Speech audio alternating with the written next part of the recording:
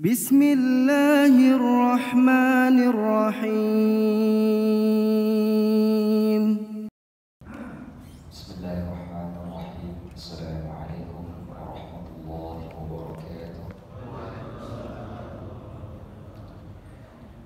Alhamdulillah, wassalatu wassalamu ala rasulillah wa ala alihi wa ashabihi wa man tabi'ah. Ashhadu an la ilaha illallah wahdahu la syarika lah wa ashhadu anna Muhammadan abduhu wa rasuluhu la nabiyya ba'dah. Allahumma salli wa sallim wa barik ala Muhammadin wa ala alihi wa ashabihi ajma'in. Rabbi shrah li sadri wa yassir li amri wa hlul 'uqdatam min lisani yafqahu qawli, amma ba'd. Hadirin sedang jamaah salat Isya dan juga salat Maghrib yang telah kita lakukan dimuliakan oleh Allah Subhanahu wa taala. Alhamdulillah, kita bertemu kembali pada minggu ini untuk melanjutkan pelajaran kita daripada kitab Ihya Ulumuddin karangan Abu Hamid Al-Ghazali.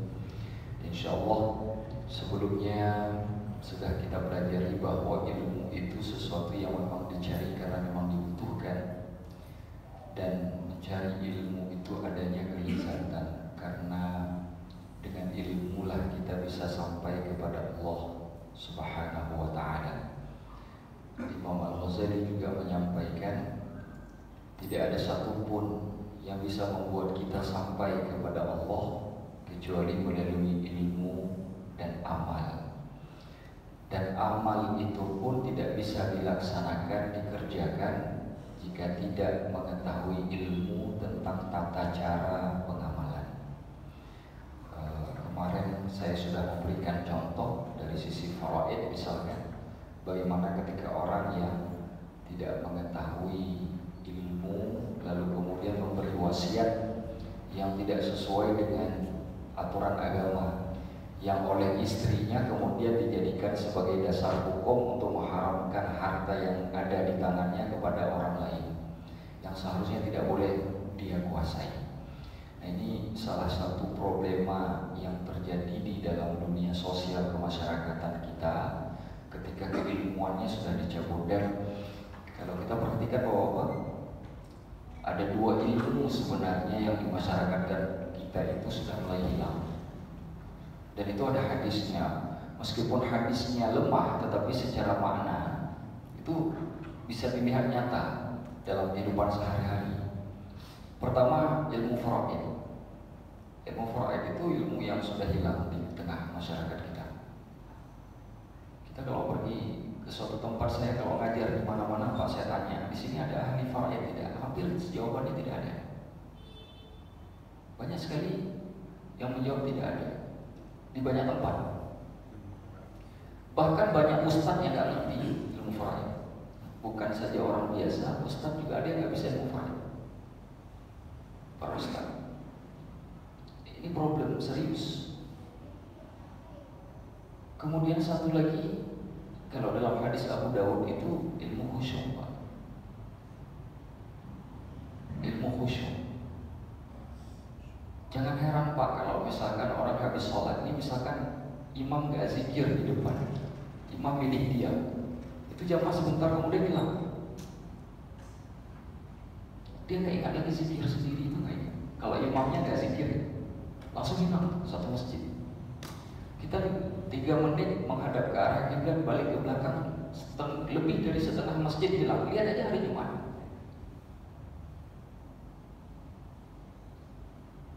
Belum lagi orang sholatnya sekarang terburu-buru.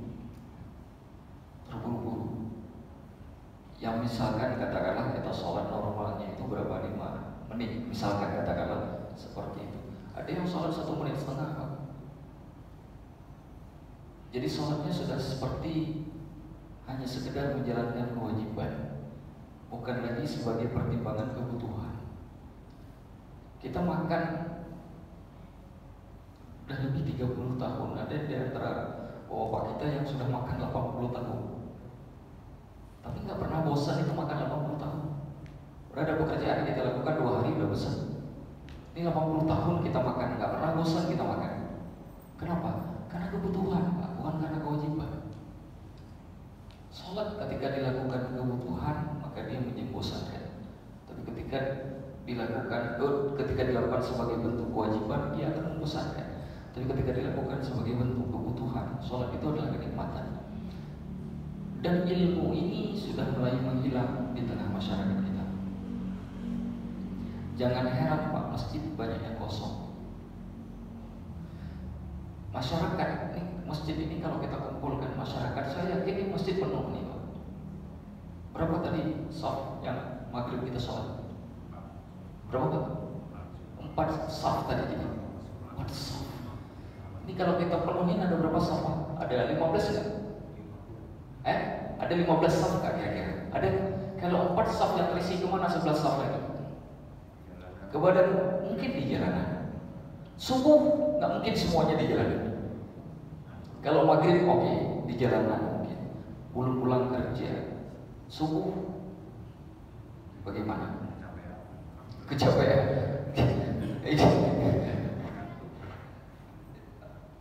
Pada akhirnya kan kita akan beralasan. Bagaimana kalau alasan itu ditanya oleh Allah di hari kiamat? Kita beralasan seperti itu di hadapan Allah. Yang nanya bukan lagi Ustaz Amna, tapi yang tanya Allah. Pertanyaan tadi yang tanya bukan lagi saya Pak, tapi Allah.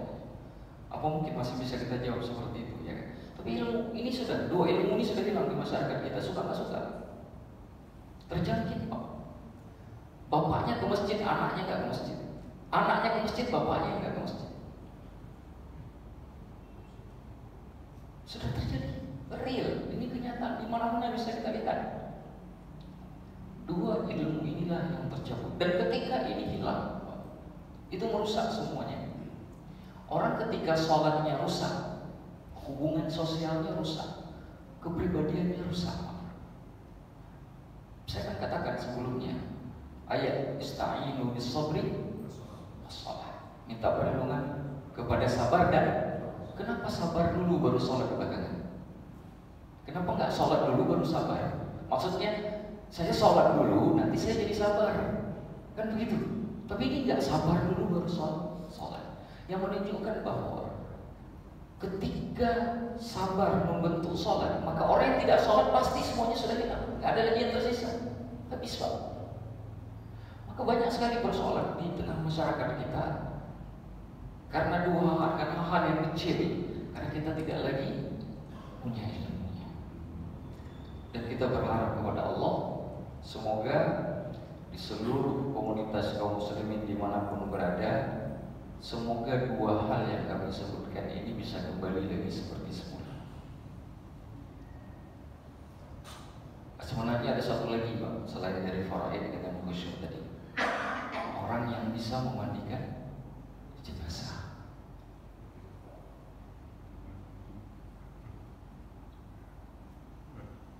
Kita kalau meninggal orang di kampung kita, nyari orang di samping kampung sebelah.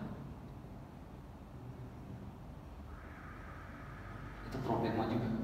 Dan ini bukan di tempat mungkin di sini ada, tapi banyak tempat yang kami kunjungi yang tidak ada. Kadang-kadang harus ditunda pelaksanaan pemandiannya hanya gara-gara ustaznya belum datang. Mungkin ustaznya di jalan lagi, ban motornya lagi bocor, nah kita nggak tahu. Harus ditunda dulu. Jadi ini problem yang kita butuh ingatkan semua kaum muslimin. Bukan hanya di sini, dimanapun saya pergi, kita perlu mengingatkan ini kepada kaum muslimin agar kita kemudian kembali kepada asal semula. Hadirin kaum muslimin yang dimuliakan oleh Allah Subhanahu wa taala, Imam Al-Ghazali kemudian mengatakan, fa aslu sa'adati fid dunya wal akhirah, asal kebahagiaan itu di dunia dan akhirat, huwal ilmu, yaitu ilmu. Fa huwa idzan afdalul a'mali, maka dia itu sebaik-baik perbuatan. Dalam teks lain disebutkan dalam naskah yang lain afdalu li a'malin, sebagai modal terbaik agar kita bisa beramal. Kita tadi sholat Pak, Ada dua amalan yang dibutuhkan dalam sholat maghrib kita tadi, ilmu sholatnya sama ilmu berjamaahnya. Ilmu sholatnya sama ilmu berjamaah. Tahu ilmu berjamaah belum tentu sempurna karena tidak tahu ilmu sholat. Tahu ilmu sholat belum tentu sempurna karena tidak tahu ilmu sholat berjamaah. Saya pernah datang satu masjid, tidak saya sebutkan nama masjidnya. Kebetulan karena sampainya telat, jadi saya pas sudah imam sudah takbir. Begitu masuk ke dalam masjid, orang Pak menuhin saf itu dari pojok kanan. Di pojok kanan. Masjidnya luas Pak. Jadi penuhin saf itu di tengah Pak, bukan dari pojok. Penuhinnya dari pojok kanan. Sudah ada 6 orang tuh di pojok kanan. Saya datang, saya panggil yang baru-baru masuk, saya ajak isi di tengah. Enggak saya boleh ikut yang di pojok. Karena itu salah. Bayangkan kalau jamaahnya katakanlah ada 4, imam di depan, yang 4 lagi di pojok sana. Lucu kagak? Begitulah kejadiannya. Jadi begitu masuk, ingat Pak, isi saf di tengah. Kemudian kalau isi saf, lihat keseimbangan saf. Kalau saf di sebelah kanannya sudah agak penuh, yang di kirinya agak kosong, jangan masuk ke kanan, masuk ke kiri. Begitu juga sebaliknya. Kalau yang sebelah kirinya sudah agak penuh, walaupun belum penuh semuanya, tapi kanan-kanannya masih terlalu kosong karena tidak seimbang, masuk ke kanan. Jadi kita masuk saf itu bukan seenaknya masuk, kita jaga keseimbangan. Imam kan sebelum sholat bilangnya apa? Istawu wastaqimu, ya kan? Dari awal tuh diingatkan oleh imam itu. Dan kita pengalaman sholatnya sudah puluhan tahun, maka jaga saf supaya seimbang. Kemudian satu Pak, kalau ada orang yang katakanlah kentut lagi sholat, kentut keluar dari saf, kan kosong nih safnya, mau diapain itu saf kosong? Boleh yang di belakang, boleh yang di samping. Tapi ingat, cara bergeraknya bukan cuma gerak saja. Kalau safnya yang di sebelah kiri, jangan orang kanan yang ke kiri, tapi orang kiri yang ke kanan. Karena safnya harus ke tengah. Nah, misalkan kan kita imamnya di sini Pak. Katakanlah ini di sini orang keluar Pak. Ini kanan apa kiri dari imam? Kanan. Jangan yang di sini ke sana, tapi yang di sana ke sini. Dari yang kanan ke kiri, jangan kiri ke kanan, supaya safnya seimbang ke tengah. Dalam mazhab Syafi'i, jalannya geraknya tidak boleh lebih dari 2 langkah berturut-turut. Langkah ketiga secara berturut-turut batal sholatnya. Misalkan tadi yang dari belakang tuh, kita dari saf yang ini pindah ke saf ini kan kita harus jalan ini. 3 langkah kita jalan, batal sholat kita secara berturut-turut. Jadi berapa yang dibolehkan? 2, gak boleh lebih. Kalau boleh 3 itu kan dalam bahasa Arab secara adat kan banyak. Nah kalau 3 bisa jalan, 100 juga bisa. Lu jalan sholat apa jalan ini? Kan jadi begitu. Maka dibatasi sampai dengan 2. Nah kalau belum sempurna bagaimana? Ustaz, ini saya sudah bergerak 2 langkah belum sempurna, diam dulu sebentar. Yang tidak dibolehkan berturut-turut, mutadadiyah kalau dalam Islam intinya. Disuruh tunggu sebentar, diam dulu baru gerak lagi untuk menyeimbangkan shaf. Jangan dipaksa sekaligus karena kita dalam posisi bisa batal sholatnya. Bergerak 3 langkah harus keluar atau harus takbir ulang. Nah sekarang Pak, banyak sekali orang tidak tahu hukum ini Pak. Banyak sekali. Contoh bapak menggaruk gatal di badan 3 kali, batal itu. Ini garuk apa main gitar dan gitu. Kata, kenapa? Karena tangan ini di dalam mazhab Syafi'i dianggap sebagai anggota badan yang besar. Yang tidak batal itu jari, karena jari itu anggota badan yang kecil.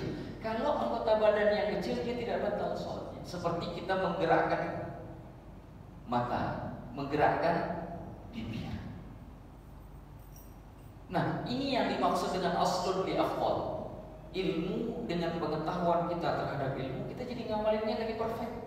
sempurna, lebih utama. Jadi begitu kita lihat ada saf kosong seperti kita sholat sedang berjamaah, kita tahu apa yang harus kita lakukan karena kita ilmunya sudah punya.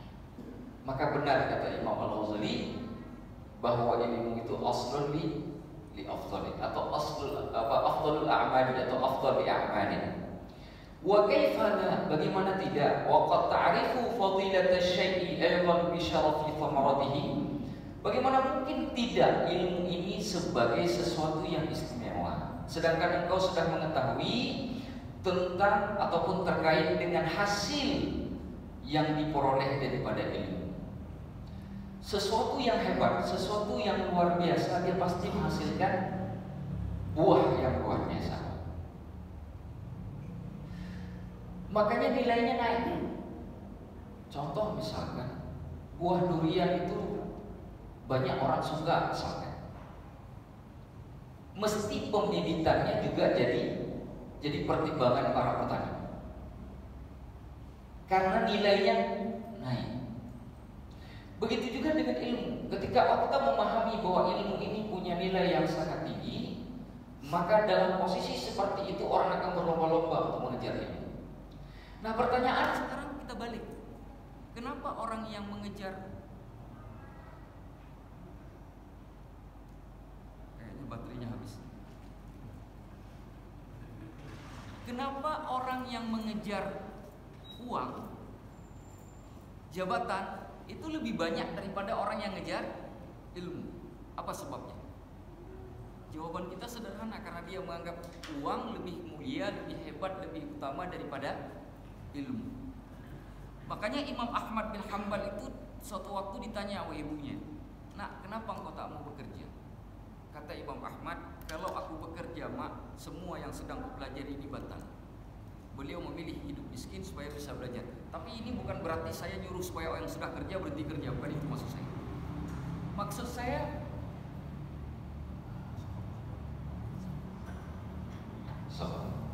Maksud saya, kita harus seimbangkan. Ayat Al-Qur'annya sederhana, kata Allah apa? "Wabtaghi fima ataka Allahu ad-daral akhirah wa la tansa nasibaka minad dunya." Engkau carilah kehidupan di akhirat sebagaimana yang telah Allah berikan kepadamu. Tapi ingat, jangan lupa nasibmu di dunia. Seimbang. Keseimbangan itu penting. Itu konsekuensi. Tapi ingat, kalimatnya sederhana. Akhirat disuruh kejar, dunia tidak boleh dilupakan. Kan bahasanya begitu, bahasa Al-Quran. Apa maksudnya? Ternyata ketika bahasa Al-Quran, Allah itu menggunakan kalimat fastabiqu, bersegeralah, cepat-cepatlah, berlarilah, disuruh buat cepat-cepat. Tapi ketika menggunakan kalimat dunia, qul fasiru fil ardi, katakanlah hai Muhammad, berjalanlah kalian di atas muka bumi. Ketika bicara dunia, santai saja, jalannya santai, nggak perlu buru-buru, nggak perlu terkopoh-kopoh. Makanya orang kalau jalan terburu-buru, terkopoh-kopoh, misalkan di jalan raya, bisa saja terjadi kecelakaan. Ya kan? Makanya banyak orang yang celaka di dunia karena terkopoh-kopoh di dunia. Seperti orang terburu-buru di jalan raya. Tapi ketika di akhirat justru disuruh kejar, disuruh cari fastabiqul khairat, berlomba-lombalah sampai jadi nomor 1 kita untuk akhirat. Itu bahasa Al-Qur'annya seperti itu. Maka penting menyeimbangkan. Karena ketika kita seimbangkan, maka keilmuan agama ini akan tumbuh kembali di tengah masyarakat. Ketika tumbuh di tengah masyarakat, maka semua masyarakat akan enak. Saya ingat Syekh Muhammad Said Al-Quti itu mengatakan, kata beliau begini, saya tidak setuju kalau hukum Islam itu langsung dipraktekkan, langsung diterapkan, kata beliau. Kenapa? Karena umat Islamnya tidak tahu hukum Islam. Beliau pengennya kita siapkan dulu umat tahu apa itu hukum Islam, baru kita jalankan. Karena kalau tidak, umat akan nginjak-nginjak Al-Quran. Apa maksud beliau? Pendidikan keilmuan Islam harus dikembangkan, masuk ke dalam keluarga-keluarga Muslim. Baru kita bisa melaksanakan Islam, baru kita bisa praktekkan Islam secara sempurna. Itu maksud beliau. Karena apa yang terjadi di tengah masyarakat, kadang-kadang menimbulkan polemik. Yang polemik itu muncul karena orang yang berpolemik pun tidak mengerti apa yang dipolemikkan. Ini yang kita jangan sampai terjadi di tengah masyarakat kita, insyaallah.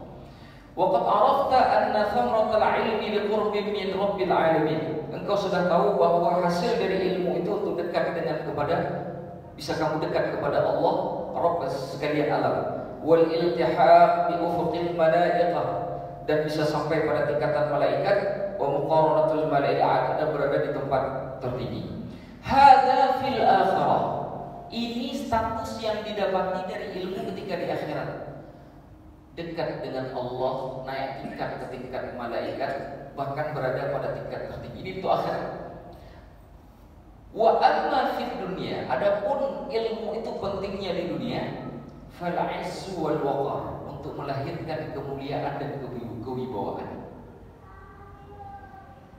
Orang Pak bisa saja miskin, tapi karena ilmu kadang-kadang berada di tengah orang kayanya mendorong orang berilmu dimuliakan, kemuliaan.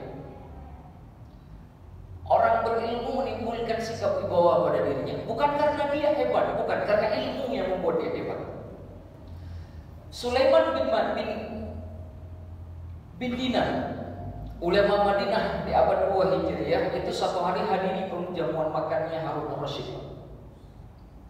Lagi makan segala macam, beliau sudah mau cuci tangan, habis makan gak ada air. Datang Harun ar-Rasyid sang khalifah, diambil air cuci tangan, diambil tempatnya, dituangkan oleh Harun ar-Rasyid. Sulaiman bin Dinar tidak lihat orang yang menuangkan air itu, gak tahu kalau yang menuangkannya itu adalah khalifah. Beliau tahan saja tangannya. Setelah itu ditanya sama yang menuangkan, wahai Sulaiman, tahu siapa yang menuangkan air kepadamu? Baru gitu, oh Anda khalifah ternyata. Harun ar-Rasyid mengatakan, ini yang menuangkan air ini bukan orang sembarangan, wahai Sulaiman.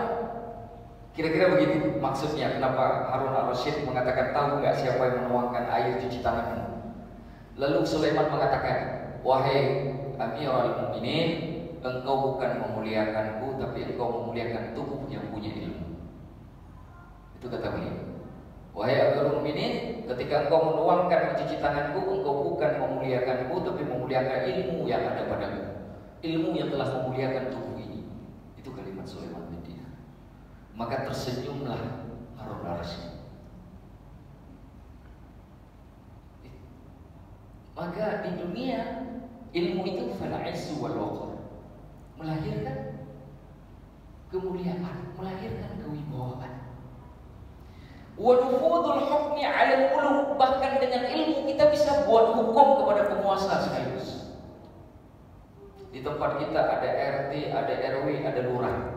Salah RT, RW dan lurah bisa kita mengingatkan dengan ilmu, bukan dengan emosi. Dengan ilmu, bukan dengan kepentingan. Presiden salah, ulama yang ingatin. DPR salah, ulama yang ingatin. Tapi kalau ulamanya sudah diingatin oleh DPR, kacau. Itu alamat kiamat itu. Yang ingatin DPR itu ulama, bukan ulama diingatin oleh DPR. Pemimpin yang diingatkan oleh ulama, jangan dibalik. Kalau nggak rusak. Makanya dulu para khalifah-khalifah di masa Daulah Abbasiyah, Daulah Umayyah itu selalu mengundang para ulama untuk minta nasihat. Dan ulama dulu kalau kasih nasihat Pak, tegas ke khalifah. Tegas. Tegasnya bukan dalam arti kata kasar. Kita harus bedakan tegas dengan kasar. Tidak kasar, tegas. Dan khalifahnya pun ketika diingatkan, Harun ar-Rasyid itu sering ketika dalam perjamuan, ketika diingatkan malah nangis. Malah nangis hanya karena sebuah kalimat yang diucapkan oleh seorang ulama. Mungkin di zaman kita agak sulit. Kalau terlalu tegas kita sampaikan, ya ustaznya masuk penjara. Atau hal yang terjadi, wallahu a'lam bishawab, atau minimal dibenci. Yang jangan kasar. Yang jangan kasar. karena tegas dengan kasar dua hal yang berbeda. Kita harus bisa membedakan mana kasar, mana tegas. Kasar tidak dibolehkan. Karena bagaimana mungkin kita menyampaikan dakwah kalau kasar? Karena orang akan lari. Kata Allah di dalam Al-Quran, kalau hatimu keras wahai Muhammad, lam faddu min hawlik, maka orang-orang akan berlarian darimu. Tidak mau duduk bersamamu karena hatimu terlalu keras. Walau kunta faddan ghalidhal qalbi, kalau engkau sikapmu buruk, hatimu keras, lam faddu min hawlik, orang akan pergi dari sisimu, di sekitarmu. Enggak mau dia duduk denganmu, enggak mau dia dengar suaramu, enggak mau dia dengar setiap perkataan yang kau sampaikan. Kenapa? Engkau ini terlalu keras. Orang suka sakit hati kalau mendengar engkau ngomong. Setiap kali keluar kata dari mulut orang tersinggung, maka orang lebih suka. Mungkin sekali, dua kali, tiga kali, akhirnya dia bubar, tidak lagi mau berada di sekitarmu. Maka ini diingatkan oleh Allah ayat ini. Walau kunta faddan ghalidhal qalbi lam faddu min hawlik. Wahai Muhammad, jika engkau keras, jika engkau hatimu keras, bahasa tutur katamu kasar, mereka akan pergi darimu. Tapi bukan berarti tidak boleh tegas. Nabi kalau wajib, dia wajib. Kalau jihad, ya jihad. Kan begitu Nabi. Kalau sedekah, ya sedekah. Kalau zakat, ya zakat. Tidak bisa ditawar-menawar, karena itu hukumnya Allah. Tapi beliau sampaikan dengan kelembutan. Itu Nabi. Nabi Allah Musa diutus oleh Allah ke Fir'aun. Fir'aun loh lawannya. Salah satu raja kejam dan sadis yang ada di muka bumi. Nabi Allah Musa diutus dengan Nabi Harun oleh Allah. Apa kata Nabi Allah Musa? Ya Allah, kalau aku datang kepada dia, nanti dia akan mencelakaiku. Apa kata Allah kepada Nabi Allah Musa dengan Harun?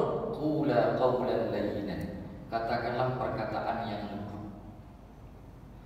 Datang kamu ke Fir'aun, ketemu dengan Fir'aun, ngomong secara lembut, baik-baik, jangan sampai dia tersinggung. Dan aku yang mengawasi, asma'u wa ara, aku mendengar dan aku melihat, kata Allah. Apakah dia terima atau tidak, bukan lagi urusan wahai Musa, wahai Harun, ini urusanku nanti. Tugasmu hanya sampaikan. Kau sudah sampaikan dia tidak mendengar, itu bukan lagi urusan, tapi itu urusan dia denganmu. Yang penting kau datang kepada Fir'aun, sampaikan dengan bahasa yang lembut. Itu kan Rasulullah begitu, Nabi Allah Musa begitu, Nabi Allah Harun begitu. Dan ini dakwahnya para nabi. Wa nufudul hukmi 'alal muluk. Jadi dengan ilmu kita bisa menerapkan hukum kepada para penguasa.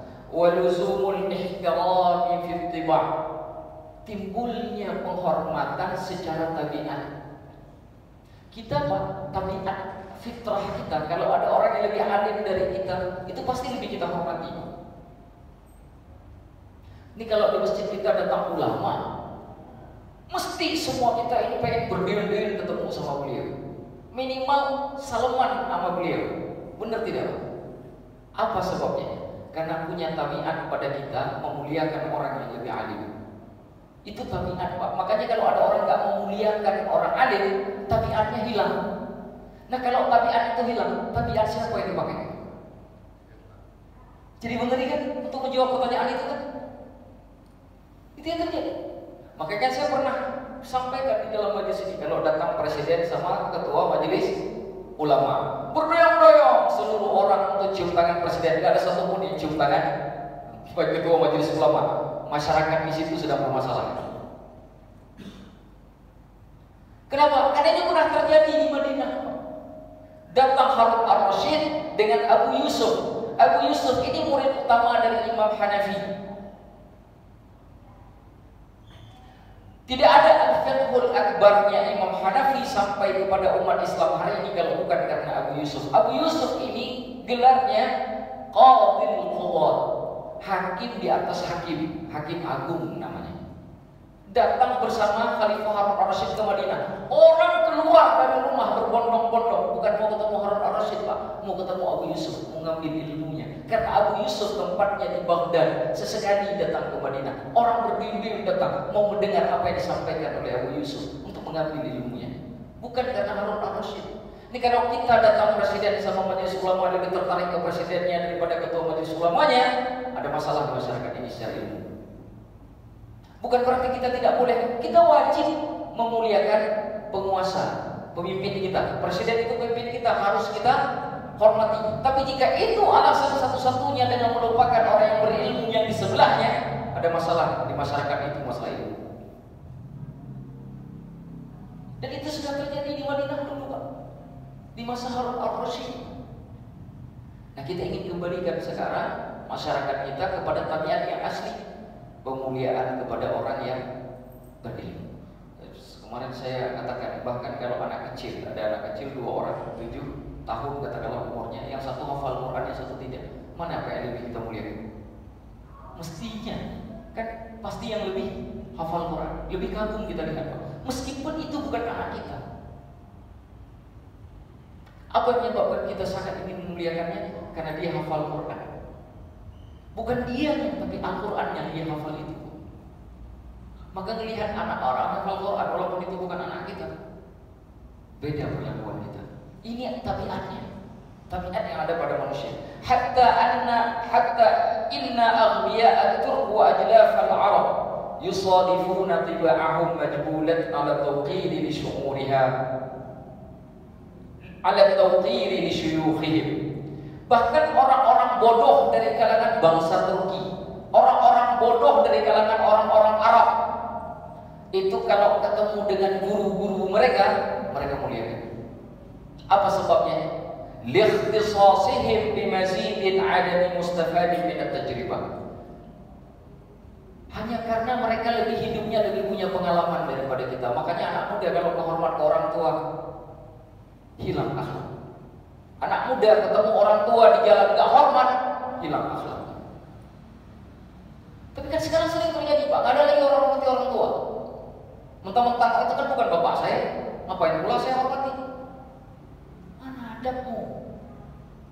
Tabiat kita, orang dulu, orang bodoh dari kalangan bangsa Arab, orang bodoh dari kalangan Turki, disebut Arab Turki, artinya Arab dan non-Arab. Artinya semua manusia ada tabiat, Pak. Kalau melihat orang yang lebih tua, itu menghormati. Hanya kenapa? Karena dia tahu bahwa orang tua hidupnya lebih punya pengalaman daripada dia. Ini kita datang depan orang tua petantang-petantang hanya karena mentah-mentah kita punya jabatan, kita lebih punya harta. Gak ada akhlak. Benar-benar tidak ada akhlak. Bukan begitu dengan orang tua. Hormati orang tua, bicara dengan lembut, bicara dengan baik kepada orang tua. Jangan jadikan mereka seperti sahabat kita. Ada batasannya. Apalagi kalau orang tua itu punya ilmu lebih alim dari kita. 2 kali lipat, Pak. 2 kali lipat. Harus dihormati. Balil mahimatu bi tab'iha tuqirul insana li syu'uriha bi tamyizil insan. Bahkan binatang pada tabiatnya itu lebih memuliakan manusia karena dia tahu bahwa manusia punya pilihan. Binatang, Pak, gak ada di antara kita itu yang diperbudak oleh binatang. Tapi banyak sekali binatang yang diperbudak oleh manusia. Tapi binatangnya mau. Singa, Pak, itu bisa ditundukkan oleh manusia, dibikin jinak. Sekarang singa katakanlah di kebun binatang bersama dengan pelatihnya. Itu kan makanan empuk. Itu kan kurbannya singa itu. Idul Adha itu. Manusia di sampingnya, ngapain nggak diterkam? Tapi nggak diterkam oleh singa, dibiarkan. Padahal singa itu pemakan daging manusia itu enak. Kenapa nggak diterkam? Kenapa mau dilatih sama manusia ini? Tapi tidak, dia tunduk kepada manusia. Karena kata Imam Ghazali, karena hewan pun dia punya insting. Apa instingnya?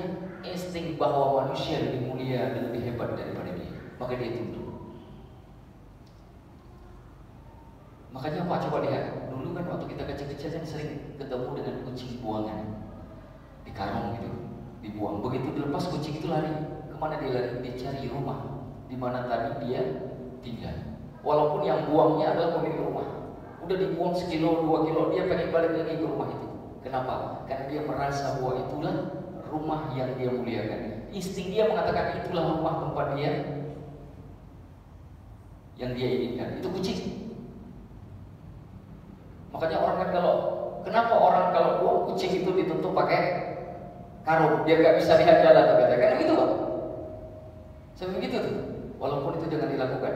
Jadi dia daripada buang-buang kucing, mendingan jangan dipelihara sekalian daripada dibuang.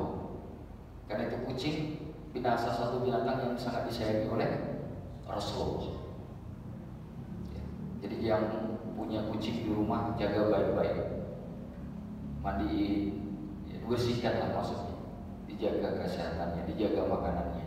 Kalau perutnya sampai kempes, kurus kering, padahal kita makannya enak, dosa besar, dosa besar. Saya baca satu kitab Pak, ada seorang ulama setelah meninggal dunia itu dimimpiin oleh orang-orang yang dia kenal di masanya. Lalu ditanya kepada ulama ini, apa yang terjadi kepadamu? Apakah Allah sudah mengampuni dosa? Kata dia, iya Allah sudah mengampuni dosa. Apa penyebab Allah mengampuni dosa? Katanya suatu waktu aku ketemu dengan seekor kucing, lagi hujan deras, kucingnya kedinginan, dia bersandar di samping dinding untuk cari kehangatan kucing tadi. Aku pun kasihan melihat kucing tadi. Ku ambil kucing tersebut lalu ku gendong, ku gosok supaya dia hangat kembali. Itulah penyebab ampunan dosaku oleh Allah.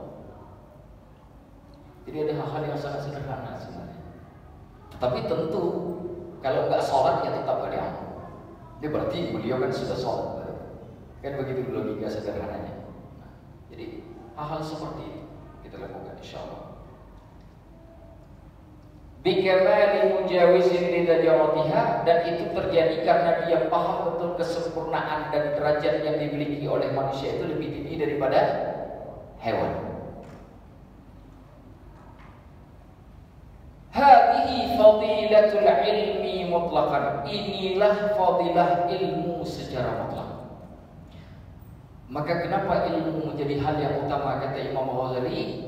Maka kita pahami dua hal. Pertama, di akhirat adalah jalan untuk ketemu dengan Allah. Gak ada lagi jalan kita bisa ketemu dengan Allah kecuali melalui ilmu. Bukan dengan cara kita duduk berzikir terus-menerus tanpa cari ilmu. Zikir bagus, tapi cari ilmu lebih penting. Yang lebih hebat orang cari ilmu dan berzikir bersamaan. Ini bapak-bapak duduk di sini nih. Kan ini bisa niat itikaf. Karena dalam mazhab Syafi'i itikaf kan boleh sesaat. Ini bapak duduk sambil dengarkan kita belajar niat itikaf. Pakai niatnya. Sahaja aku itikaf di dalam masjid karena Allah Ta'ala. Itu bapak dapat dua pahala. Satu pahala mendapatkan ilmu, yang kedua pahala salat itikaf. Caranya bagaimana? Ketika sambil mendengarkan saya istighfar. Telinga mendengar, mulut istighfar. Dua pahalanya. Makanya tinggi betul. Majelis seperti ini nilainya di mata Allah sangatlah tinggi. Nah, saya berharap nanti kalau misalkan ada majelis di sini, setiap yang hadir niat itikaf. Jangan cuma duduk dengar sekaligus niat itikaf biar dapat dua pahala. Pahala cari ilmu di dalam majelis ilmu dan pahala itikaf karena kita ada di dalam masjid. Saya kira itu saja karena mau azan Isya. Saya akhiri sampai di sini. Insyaallah minggu depan kita akan berbicara tentang pembagian ilmu, mana ilmu yang baik, mana ilmu yang buruk, mana ilmu yang boleh dituntut, mana ilmu yang tak boleh dicari. Saya kira itu saja untuk malam ini, dan kita harapkan kepada Allah Subhanahu wa taala semoga segala ampunan yang kita inginkan itu turun kepada kita, rahmatnya juga turun kepada kita dan seterusnya. Wallahu a'lam bishawab. Ada yang mau ditanyakan Pak? Oh iya silakan. Sebentar Pak, kita jam berapa ini Pak? 4 menit lagi. 4 menit lagi. Oh masih ada waktu. Silakan Pak. Mengenai waris ya, kalau sama itu benar-benar. Waalaikumsalam warahmatullahi. Rupanya keluarga ada suami istri, ada anak. Rupanya suaminya meninggal. Ini anak ada laki ada perempuan. Kadang-kadang tuh pembagian laki perempuan tuh maunya sama aja udah di kita tuh dibagi sama. Itu kan mungkin betul ya. Mungkin ada pernah di antara kita juga merasa. Iya. Gitu ya. Terus ini mengenai tadi sap-sap itu ada nggak usah sebut. Imam udah mulai sok-sok belum beres udah takbir itu gimana? Oh ya, berarti ada dua. Saya mulai satu-satu. Pertama, terkait dengan warisan. Pembagian anak laki-laki, anak perempuan sama rata di dalam keluarga pembagian warisan. Kata Allah di dalam Al-Quran, "Lidzakari mithlu hadzil unthayain." Bagi anak laki-laki itu 2 kali lipat daripada anak perempuan. Itu hukum dasar. Bagaimana maksud 2:1? Ya kalau misalkan ada 3 tumpuk, berarti 2 tumpuknya untuk anak laki-laki, 1 tumpuknya untuk anak perempuan. Kalau ada duitnya 90 juta, 60 jutanya milik anak laki-laki, 30 juta milik anak perempuan. Itu undang-undangnya begitu. Ada ayatnya di dalam surah An-Nisa. Nah, nanti boleh dilihat halaman kedua surah An-Nisa itu dimulainya sebelah kanan, halaman kedua itu paling bawah. Ayat terakhir sebelah kiri maaf, paling bawah. Nah, itu undang-undangnya. Sekarang pertanyaannya, bolehkah kemudian dibagi rata? Boleh, dengan syarat. Dengan syarat pertama adalah si anak laki-laki dan anak perempuan sudah tahu bagiannya masing-masing. Itu syarat pertama. Ini belum tahu langsung dibagi, tiba-tiba si abang tahu, oh ternyata lebih banyak saya, karena dia belakangannya ikut ilmu faraid, belajar ilmu faraid. Jadi nyesel dia karena nggak tahu. Jadi wajib dia tahu dulu. Yang kedua, ikhlas. Ikhlas. Itu 2 syarat. Kalau 2 syarat ini terpenuhi, boleh disamakan laki-laki dan perempuan. Misalkan begini, ini si abang juga anak kaya, kebetulan orang kaya, ayah laki-lakinya kaya, anak perempuannya kaya. Dek, kalaupun aku dapat lebih banyak, aku tak miskin. Kalaupun dibagi rata, aku pun juga tak miskin. Kita juga sudah kaya. Sebelum kita dapat warisan ayah kita ini sudah kita kaya. Ya udah kita bagi berdua sajalah. Biar nanti uangnya bisa sama-sama kita pakai sedekah yang banyak ke orang lain. Misalkan kata si abang, di mereka tahu bahwa si abang dapat 2 tumpuk, yang perempuannya dapat 1 tumpuk, dan mereka dua-duanya ikhlas. Sepakatlah boleh dibagi rata. Syaratnya 2. Kalau nggak penuhi syaratnya bagaimana? Kalau tidak terpenuhi syarat, tidak ada satupun ulama yang mengatakan, karena bisa menimbulkan fitnah hukumnya haram. Seperti tadi, siapa nggak tahu tadinya. Begitu tahu, dia lebih banyak, dia ungkit. Ya kan? Jadi dibunuh. Yang kedua, masalah sedikit lagi, saya minta maaf, 1 menit saja. Yang kedua, masalah imam. Imam lebih baik ketika sebelum memulai itu ngecek dulu jamaah. Kenapa dicek jamaahnya? Mungkin ada jamaah yang sakit, mungkin ada anak kecil. Rasulullah itu peduli dengan jamaah. Beliau itu juga lihat ke arah jamaah. Bahkan beliau ketika sholat dengar anak kecil yang menangis, itu dipercepat sholatnya. Terus jadi, tapi apakah batal sholat jamaahnya? Tidak batal. Misalkan ada imam begitu berdiri tidak menghadap ke arah jemaah, tidak periksa safnya, dia langsung Allahu Akbar, sah sholat berjamaah. Pahala 27 derajatnya sah, tidak batal. Nah, itu yang harus dipahami. Hanya afdalnya dia ngecek jamaah untuk tahu apakah ada orang tua. Karena kalau di Arab kan bacanya panjang. Dengan melihat jamaah kita tahu ada orang tua yang sudah bungkuk, kita baca yang pendek saja. Nah, itu wallahu a'lam bishawab. Saya kira seperti itu jawabannya. Jadi tidak membatalkan sholat berjamaah. Nah, jadi bukan hal yang membatalkan sholat berjamaah. Saya kira itu saja dari saya. Kita mau melaksanakan sholat isya berjamaah. Hadanallahu wa iyyakum ajma'in. Aqulu qawli hadza wa astaghfirullahal azim. Wassalamualaikum warahmatullahi wabarakatuh. فبأي آلاء ربكما تكذبان